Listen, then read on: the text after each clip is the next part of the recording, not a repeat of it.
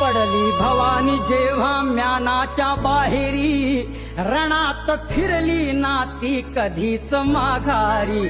तख्त दौलती समोर केली नालाचारी, कधी न झुकली ती दिल्लीच्या दरबारी.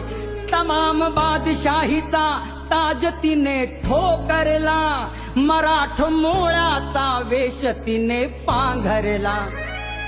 धर्मरक्षणासी सदा सहज भवानी झाली, जुलूम करत्याच्या रक्ताने ती न्हाली. महाराष्ट्रावर प्रेमा